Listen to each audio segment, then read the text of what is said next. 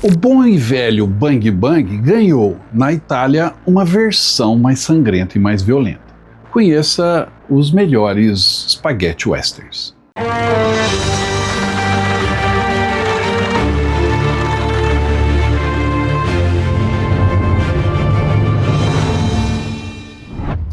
Olá, bem-vindos a mais uma viagem na história. Hoje a nossa jornada é pelo cinema italiano. E quando se fala em cinema italiano, logo vem à nossa mente o Bang Bang italiano, ou mais conhecido como spaghetti westerns. São filmes que marcaram toda uma geração no final da década de 60 e início da década de 1970. Foram campeões de bilheteria, lançaram moda e até hoje impactam na história do cinema. Vamos conferir hoje os melhores Bang Bangs italianos, os spaghetti westerns que marcaram a época. Na década de 1960, os filmes e o cinema de maneira geral estavam mudando rapidamente. A concorrência com a televisão e outros atrativos tiravam as pessoas das filas das bilheterias do cinema. E isso influenciou na transformação dos gêneros. E o faroeste, o gênero americano por excelência, parecia estar evoluindo para uma forma mais nova, mais bruta e mais áspera. Paralelo a isso, em 1964, avançou na Europa o gênero western, o western spaghetti, com mais de meia dúzia de filmes lançados que fizeram sucesso nas bilheterias. E no início dos anos 60, as transformações do gênero western levaram a produções europeias, concorrendo com as americanas no continente europeu, com mais de 20 produções ou coproduções de companhias italianas, espanholas ou até hispano-americanas. Entre esses primeiros filmes, logo apareceu um grande sucesso de bilheteria, um punhado de dólares. E este foi o primeiro de muitos que se seguiram. O spaghetti western nasceu, floresceu e depois desapareceu em um ambiente de produção puramente comercial. A produção italiana, geralmente de baixo orçamento, visando o lucro, era a maneira mais fácil de obter sucesso, imitando um outro sucesso. Consequentemente, o sucesso de um punhado de dólares levou à produção de mais espaguetes westerns. Entre 1962 e 1980 foram lançados nada mais, nada menos que 493 westerns espaguetes. 1967 e 1968 foram os anos mais frutíferos, com 68 filmes a cada ano. A maioria desses spaghetti westerns contam a história de um herói lacônico, esfarrapado, com habilidade nas armas e, de preferência, que tivesse um ar um tanto quanto americano, logicamente influenciados por Clint Eastwood. Daí vieram Franco Nero, Giuliano Gemma, John Garco, Terence Hill, Anthony Steffel, brasileiro, e também muitos outros. Os 10 maiores filmes de bilheteria do spaghetti western foram todos os filmes do Sergio Leone, os 3 filmes do Trinity e Sol Vermelho. E entre esses 10 mais, a maior bilheteria foi Meu Nome Ainda é Trinity, em 1971. Estes filmes fizeram muito sucesso na Europa e em alguns outros locais, como o Japão, o Brasil e até a Índia. Nos Estados Unidos, no entanto, estes filmes não foram bem aceitos e massacrados pela crítica e não fizeram sucesso na bilheteria até surgir a trilogia dos dólares, que aí sim abriu as portas dos Estados Unidos para a produção italiana. Claro que esses filmes foram estrelados por atores americanos, e isso facilitou a empatia do público, mas a história diferente, violenta, também começou a cativar as bilheterias nos Estados Unidos. E o curioso é que de todos os spaghetti western, os 493 que foram feitos, apenas um foi filmado lá nos Estados Unidos, que é o Era Uma Vez no Oeste, filmado no Monument Valley, o mesmo cenário que o John Ford gostava. A maioria desses filmes italianos foi filmado na Espanha, em Almeria, onde existe até hoje uma cidade cenográfica chamada Taberna. A cidade cenário atrai o público até hoje para aquela parte da Espanha, porque ali foram feitos grandes filmes italianos. Inclusive o primeiro filme da nossa lista, Django. Django fez um sucesso tremendo em 1969, não está em primeiro lugar aqui na lista por conta do ano de lançamento, que é a ordem que eu vou seguir com os outros filmes, mas porque eu tenho uma memória afetiva muito ligada a esse filme de Django. Django foi o primeiro filme que eu assisti num cinema. Na minha cidade, São Sebastião do Paraíso, no sul de Minas, existia um cinema de 800 lugares e eu, com apenas 7 anos, fui assistir, imaginem, Django. E saí do cinema, obviamente, impressionado. Django, lançado em 1966, começa com um sujeito atravessando uma cidade fantasma esquecido por Deus, perto da fronteira dos Estados Unidos com o México, sempre arrastando um caixão pesado naquela lama pegajosa. Django, de olhos azuis, um ex-soldado da União, salpicado de lama e à deriva, salva então a fugitiva Maria da morte certa. Mas ele já chamou a atenção do ex-oficial racista da Confederação, Major Jackson, e sua gangue, e em pouco tempo as coisas ficam feias. Além de Jackson, Django ainda enfrenta o general Rodrigues e seus temidos revolucionários. Este é um spaghetti western impressionante. É o filme original que lançou mais de 70 imitações e sequências não diretas. O tiroteio final no cemitério, a sensação do vento varrido pelas ruas cheias de lama, os anti-heróis, o caixão que Django arrasta e a sua frieza e o jeito implacável que os adversários mais temem e são sempre derrotados por ele. Tudo isso faz desse filme um filme único. Some a isso a música Chiclete, de Rock Roberts, e você tem um filme que provavelmente não esquece fácil. O sucesso de Django na Europa impulsionou a carreira de Franco Nero, gerou, como eu disse, dezenas de imitações, filmes que tinham que ter o nome do Django no cartaz, senão o público não iria assistir, mas ele só teve uma continuação oficial, estrelada obviamente por Franco Nero, já no finalzinho dos anos 80, quando o spaghetti western praticamente não existia mais. Mas é um bom filme também. Ponto para o diretor Sergio Corbucci, que foi um dos maiores nomes do spaghetti western e conseguiu fazer uma pequena obra-prima. Django, have you never... Mas vamos voltar ao começo para continuar a nossa lista. O primeiro filme que fez muito sucesso nas bilheterias, seja da Europa, seja do mundo como um todo, e às vezes até nos Estados Unidos, foi Por um Punhado de Dólares, estrelado por Clint Eastwood. No filme, o pistoleiro errante Joe chega à aldeia mexicana de San Miguel, na fronteira com os Estados Unidos, e faz amizade com o proprietário do bar local. Logo ele descobre que a cidade é dominada por dois gangsters, John Baxter e Ramon Rojo. Quando Joe mata 4 homens da gangue de Baxter, ele é contratado pelo irmão de Ramon para se juntar à gangue. No entanto, Joe decide trabalhar para os dois lados, jogando um contra o outro. Quando esse filme foi lançado, Clint Eastwood era mais conhecido do público americano por seu papel como Rowdy Yates, da série Rawhide, Couro Cru. A série havia acabado e ele recebeu esse convite para fazer um filme western na Itália. Ele fez o filme quase como uma brincadeira. E então, para sua surpresa, quando já havia voltado à América, ficou sabendo do sucesso do mesmo nas bilheterias europeias. O sucesso foi tamanho que transformou de Clint Eastwood uma estrela em um fenômeno. Com o poncho que o seu personagem, o Homem Sem Nome, vestia, Eastwood criou um papel que nos atingiu como um soco na cara e realmente mudou a definição para o que era um herói do Velho Oeste. Ele quebrou todas as regras e redefiniu a violência na tela. No entanto, a princípio, o diretor Sergio Leone considerava Henry Fonda para o papel, ou então James Coburn, que se revelou caro demais, e Charles Bronson, que recusou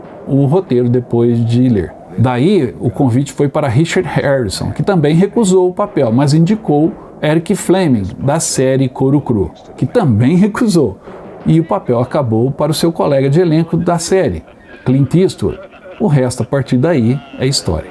Além de Eastwood, outra pessoa que também foi catapultado pelo sucesso do filme foi o compositor Ennio Morricone, que criou a música título. Inesquecível, tanto o filme quanto a música.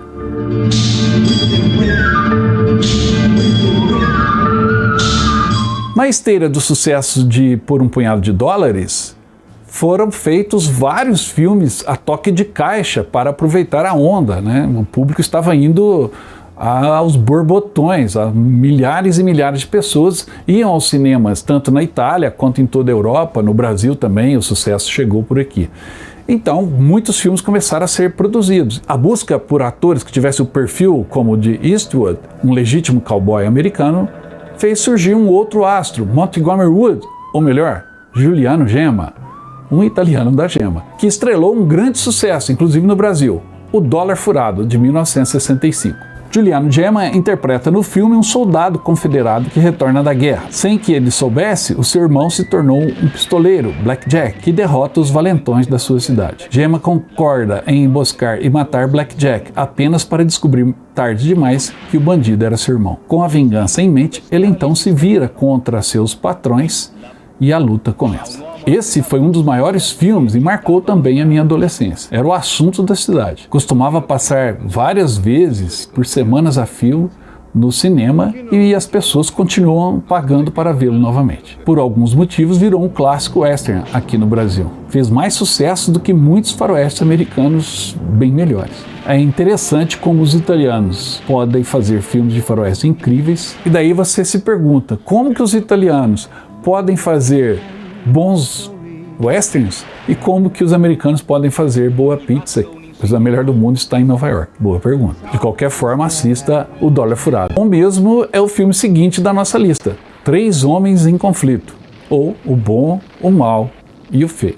O filme de 1966, e também dirigido por Sergio Leone, tem como personagens principais Blonde, o loirinho, Clint Eastwood, Angel Eyes, Olhos de Anjo, o malvado, Lee Van Cleef, e Tuco, o feio, interpretado por Eli Wallach. Três personagens que se unem em busca de um tesouro escondido e enterrado em algum cemitério em algum lugar totalmente desconhecido. A partir do momento em que decidem buscar esse tesouro, em plena Guerra Civil Americana, o bom, o mal e o feio passam a lutar todas as batalhas para colocarem as mãos em $200 mil em ouro. O filme é uma epopeia, uma ópera. A música é perfeita e ela conduz o filme de maneira absolutamente incrível. Não há um momento de tédio nesse filme, apesar dele ser bem longo. Embora feito depois de um punhado de dólares e por uns dólares a mais, Três Homens em Conflito tem a sua história anterior, ou seja, em um momento anterior à história daqueles dois outros filmes. Não é à toa, por exemplo, que no final do filme, Clint Eastwood, Blonde, compra o seu poncho, que virou marca registrada nos outros filmes. Embora hoje elogiado como um clássico, quando foi lançado pela primeira vez nos Estados Unidos, o filme recebeu críticas negativas e não fez tanto sucesso na bilheteria. Para a produção do filme, em 1966, o exército espanhol construiu o cemitério Sad Hill, o cemitério em formato circular onde acontece o duelo final. O cemitério continha mais de 5.000 túmulos. Quando as filmagens terminaram, o set obviamente foi abandonado como havia sido construído e por mais de 50 anos a natureza tomou conta dele. Em outubro de 2015, um grupo de fãs de cinema decidiu começar a procurar e encontraram e desenterraram o cemitério de Sad Hill, que encerra o filme Três Homens em Conflito. Após assistirem de novo Três Homens em Conflito, eu recomendo, assista o documentário sobre as pessoas que desenterraram o cemitério de Sad Hill na região de Burgos, na Espanha. É bem legal. E então, não está interessante essa história? Se está gostando, não esqueça de dar aquele like aqui no vídeo, deixar o seu comentário ao final e se inscrever aqui no canal. Senão, Viagem na História vai acabar e eu não consigo mais narrar estes fatos para você.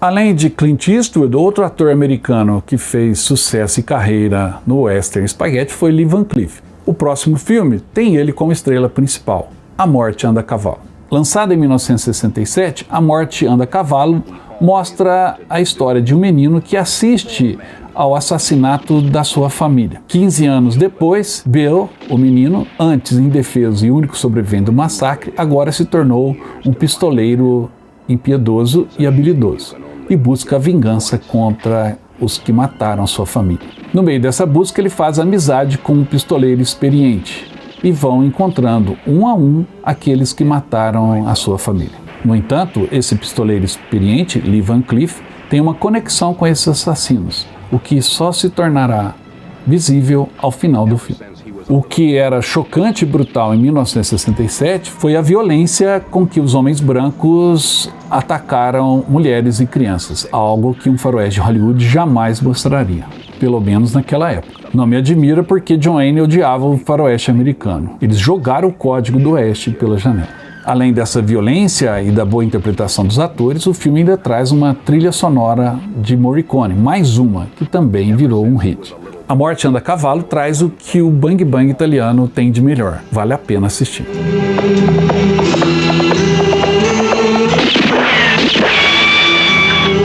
Em 1967 foi um ano muito ocupado para o Lee Van Cleef, porque além da Morte Anda a Cavalo, ele ainda lançou um outro filme, também marcante e em parceria com Juliano Gemma, chamado O Dia da Ira.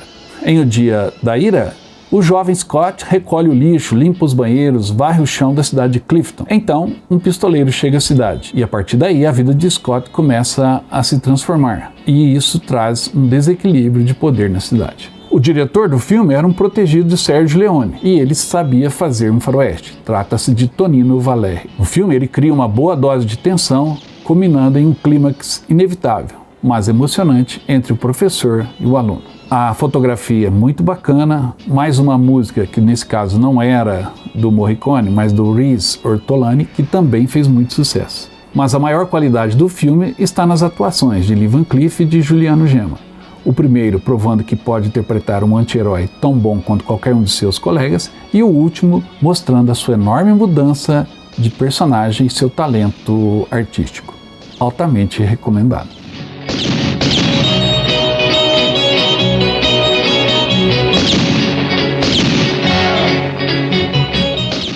Depois de O Dia da Ira, chegamos então ao maior clássico do Spaghetti Western, Era Uma Vez no Oeste. Era Uma Vez no Oeste, dirigido por Sergio Leone em 1968, tem como personagem principal uma mulher, Jill McBain, que viaja para a fronteira selvagem do Utah, onde ela e seu novo marido planejavam se estabelecer. No entanto, ao chegar, ela encontra o marido e os filhos mortos. Há muita terra como herança, mas há também quem queira tomá-la a qualquer custo. A partir daí, Jill planeja sua vingança enquanto se defende daqueles que querem suas terras. Ao contrário da trilogia dos dólares, este filme foi realizado no Monument Valley, tornando-se o primeiro spaghetti western a ser filmado nos Estados Unidos. Leone havia completado a trilogia dos dólares e não queria fazer outro western. Começou até a trabalhar na produção de Era Uma Vez na América. No entanto, após o enorme sucesso da trilogia dos dólares na Europa e nos Estados Unidos, Leone teve que produzir outro filme western, senão os estúdios não o deixariam em paz. Ele então criou uma trilogia que começou com Era Uma Vez no Oeste, passou por Quando Explode a Vingança e terminou em Era Uma Vez na América, abordando assim 3 períodos históricos que endureceram a América. Em Era Uma Vez no Oeste, Leone faz centenas de referências a filmes que o influenciaram. Algumas dessas referências são óbvias, como Os Três Homens Esperando o Trem, como no filme Matar ou Morrer de 1952. Outras eram mais sutis, como a escolha do rifle Winchester cerrado, de cano cerrado, de Wood Strode, semelhante à arma que Steve McQueen carregava em Procurado Vivo ou Morto. Leone também gostava de contar a história de um cinema de Paris, onde o filme foi exibido durante 2 anos sem interrupções. Quando ele visitou o cinema, foi cercado por fãs que queriam seu autógrafo, assim como o projecionista, que não estava nada entusiasmado. Leone afirmou que o projecionista disse a ele: "Eu te mato, o mesmo filme repetidamente por 2 anos, e é tão lento." Isso dá o tom do filme, né? Realmente o filme é longo, tem uma história épica, que por vezes também se parece com uma ópera, principalmente por conta da trilha sonora do Ennio Morricone, inesquecível, como sempre. Mas Era Uma Vez no Oeste tem a interpretação de Charles Bronson, Henry Fonda. Enfim, é um filme clássico dos clássicos que merece muito estar nessa lista.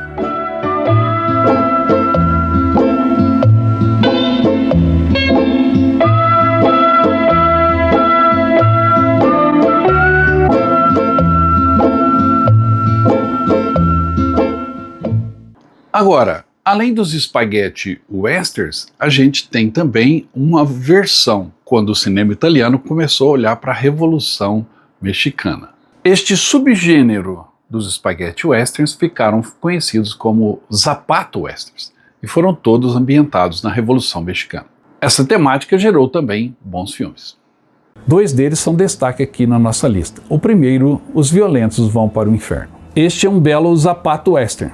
ambientado no México durante o confronto entre Madero e o general Huertas, e inclui no cenário revolucionários, comunistas, bandidos, enfim, todos unidos por uma ganância que os tornou inseparáveis, e a violência que os tornou parceiros. Na história, um polonês chamado Sergei Kowalski, interpretado por Franco Nero, é um mercenário que é contratado para fazer o transporte de prata para uma mina. No seu caminho surge um rebelde mexicano, e a partir daí as coisas fogem do controle, principalmente quando surge o vilão Jack Palance. Esse filme, como eu disse, pertence ao grupo que tem histórias ambientadas durante a Revolução Mexicana. E tanto filmes italianos como Tepepa, Quando Explode a Revolução, Vamos a Matar Companheiros, ou filmes americanos como Villa Rides, Os Profissionais e Beode Será a Sua Herança, marcam esse período. Como sempre, a música de Ennio Morricone cria uma trilha sonora clássica e a direção de Sergio Corbucci dá o tom.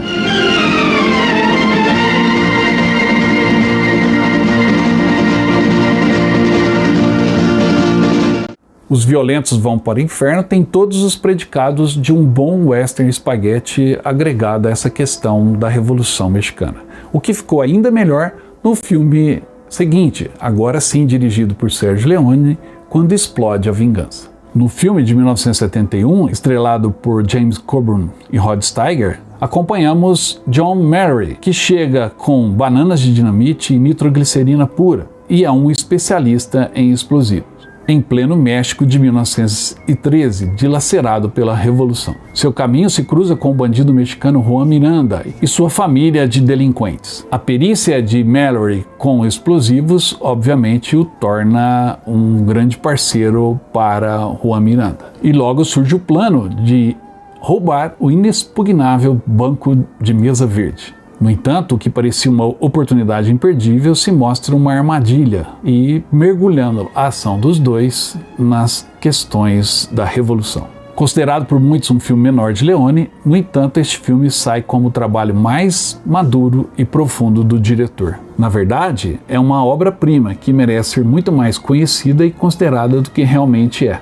A música de Ennio Morricone se transformou em mais um hit, entre tantos do famoso compositor italiano, e é um filme que ainda hoje nós assistimos com muito prazer, porque ele tem, a cada nova sessão, novos aspectos que você vai descobrindo.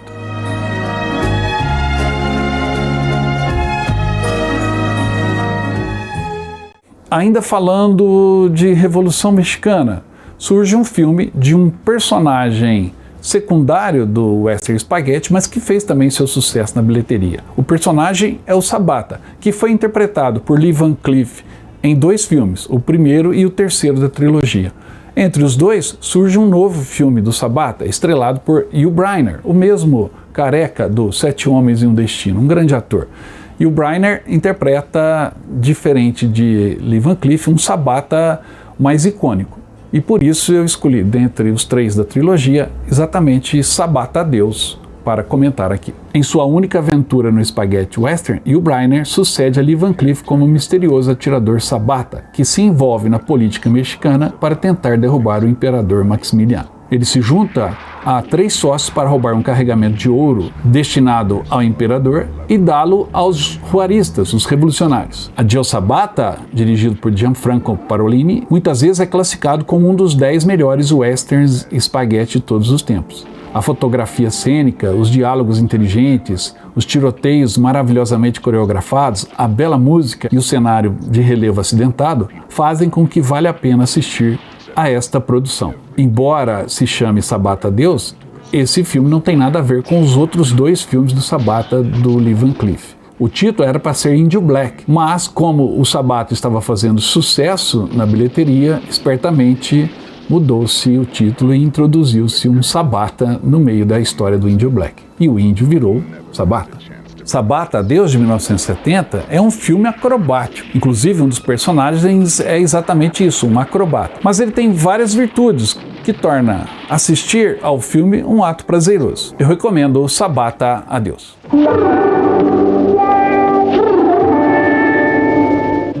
Eu não posso encerrar sem fazer a menção ao Trinity, porque o Trinity talvez tenha sido o personagem mais conhecido. Ele misturava o western com comédia, por isso eu não coloco dentro como se fosse exclusivamente um filme western. Para mim é mais uma comédia. Eu tenho que comentar aqui um pouquinho sobre Trinity, Ainda é o Meu Nome. Lançada em 1971, a história fala de dois irmãos ladrões que tentam cumprir uma promessa feita ao pai moribundo: ficarem juntos e se tornarem bandidos bem-sucedidos. Este filme é a maior paródia do faroeste spaghetti, com alguns dos mais sujos e imundos personagens já retratados. Marcado pelas piadas, às vezes em tom pastelão, o filme é altamente visual. E o próprio Trinity é um personagem extremamente engraçado, com seu uso de muitas engenhocas estranhas, como a cela com uma espreguiçadeira. Inicialmente, o personagem teve 3 filmes originais, mas com o sucesso de bilheteria, obviamente como tudo no Bang Bang italiano, começaram a lançar outros filmes do Terence Hill ou do Bud Spencer, que são os 2 atores, e colocarem o nome Trinity nesses filmes, que também passaram a atrair mais gente. Essa questão de inserir nome de um personagem para atrair bilheteria em um filme que não tem nada a ver com esse mesmo personagem aconteceu em Sabata, no Trinity, no Django, enfim, era uma prática que mostra o quão comercial era o spaghetti western. Ninguém estava ali fazendo filmes de arte. No entanto, a arte foi feita e muitos desses filmes viraram filmes icônicos e importantes de serem vistos. O spaghetti western merece a sua atenção.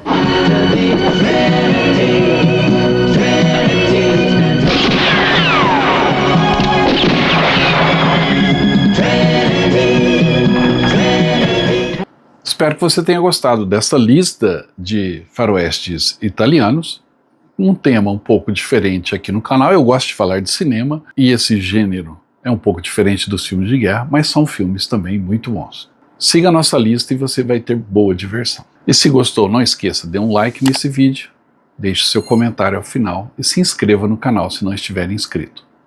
Aproveite e participe da promoção da camisa do Viagem na História. Para a nova promoção dessa belíssima camisa que celebra os 80 anos do Dia da Vitória, já iniciamos a venda das camisas. E junto com essa belíssima camisa, você recebe um cupom com o seu número para concorrer a uma viagem. E você vai escolher o destino: Normandia, Alemanha ou Itália, dentro dos nossos roteiros que fazemos todos os anos. Você pode adquirir essa belíssima camisa na loja virtual do canal Viagem na História. O link está na descrição. Ou então envie uma mensagem para o nosso WhatsApp. E aí, não ficou bonita a camisa? Olha que legal, as bandeiras dos países, o selo, uma nova camisa para você do Viagem na História. Adquira já a sua. Obrigado pela sua atenção e eu volto logo com mais histórias. Até mais.